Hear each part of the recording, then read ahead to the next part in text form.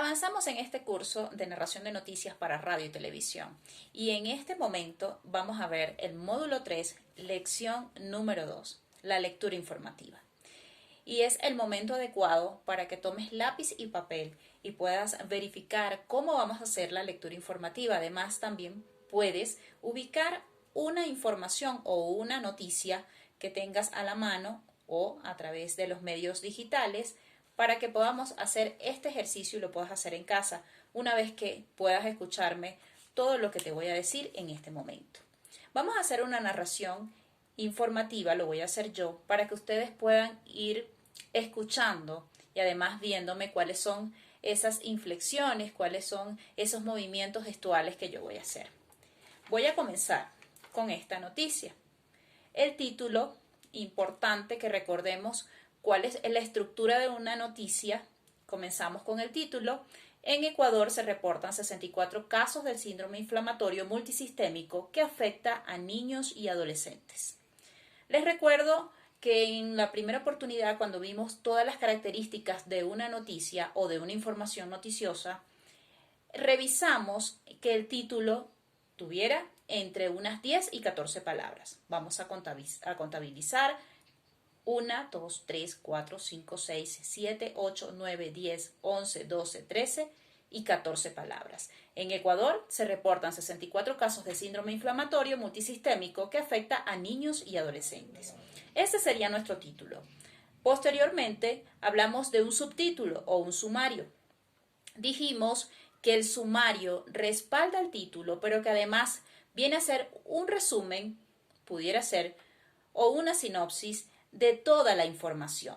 Nuestro sumario de esta noticia dice lo siguiente: de 64 casos notificados de niños con el síndrome inflamatorio multisistémico, a 51 de ellos se les aplicó la prueba PCR única, avalada por el diagnóstico. 13 casos no se pudieron tomar las muestras, por lo que quedaron como casos probables hasta revisar su historia clínica. Fíjense que cuando yo divido esta frase que dice la única avalada por el diagnóstico, ahí vemos que, o escuchamos que hay una pausa, allí colocan punto y coma. 13 casos no se pudieron tomar las muestras, por lo que quedaron como casos probables hasta revisar su historia clínica. La palabra probable es importante en este sumario. Es importante porque es en la que hacemos énfasis, ya que ella es la que le da la importancia o la relevancia a toda esta situación. Es decir, aquí estamos hablando que 13 casos no se pudieron hacer esas muestras, es decir, 13 niños, por lo que quedaron como unos casos probables, o sea, posibles positivos. Y eso es importantísimo hacer énfasis, que son posibles positivos. Pasamos entonces a lo que sería el lead de nuestra noticia y vamos a escuchar. Escuchemos ese lead exactamente para revisar si tiene todas las características de un lead o del inicio de una noticia. Sería el primer párrafo. El 15 de mayo de este año 2020, la Organización Mundial de la Salud alertó sobre el síndrome inflamatorio multisistémico que afecta a niños y adolescentes. Tenemos algunas características. Tenemos el qué. ¿Qué pasó? Que la Organización Mundial de la Salud alertó sobre el síndrome inflamatorio multisistémico. ¿Cuándo pasó? El 15 de mayo de este año. ¿Y qué ocurrió más adelante? ¿O cómo ocurrió?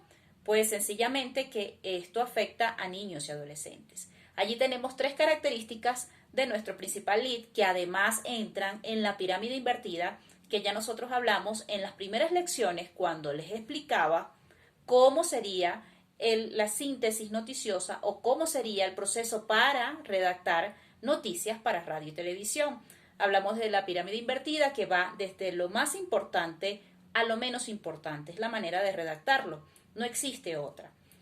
Seguimos con nuestro segundo párrafo.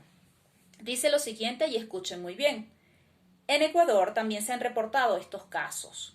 En el último informe publicado el martes 18 de agosto de este año, se reportaron 64 niños y adolescentes con esta patología, uno más de los registrados la semana anterior. Importante la cifra. Aquí lo más importante es la cifra de niños y adolescentes que están siendo afectados con este síndrome.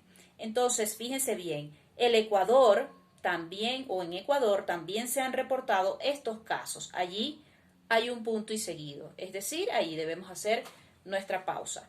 En el último informe, publicado el martes 18 de agosto de este año 2020, se reportaron 64 niños.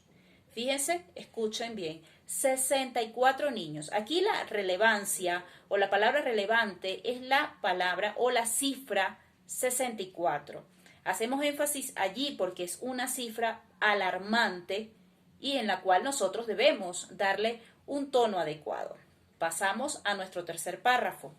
Estos chicos, es decir, aquellos chicos a los cuales se les hizo la prueba, este es la referencia del tercer párrafo. Estos chicos mostraron una afectación abdominal importante relacionada con este síndrome que se presenta con una inflamación de varios órganos vitales y evoluciona a disfunción multiorgánica y un shock. Aquí seguimos dándole más datos a nuestra información, pero por supuesto debemos hacer énfasis en cómo se presentó el síndrome. Aquí se presenta el síndrome con una inflamación de varios órganos vitales. Importantísimo decir eso porque es lo que suma a todo lo que está pasando y le está pasando a esta población tan importante como es la población de niños y adolescentes en el Ecuador. Y pasamos a un cuarto párrafo que vamos a narrar de la siguiente manera. De los 64 casos notificados, a 51 niños se les aplicó la prueba PCR, única, avalada por el diagnóstico.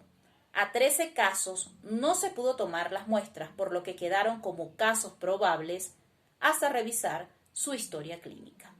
Muy bien, aquí hacemos énfasis también nuevamente en los casos a los que no se les pudo tomar las muestras de estos 64 que estaban notificados, pero también hacemos énfasis, en cómo que son casos probables hasta que se revise la historia clínica.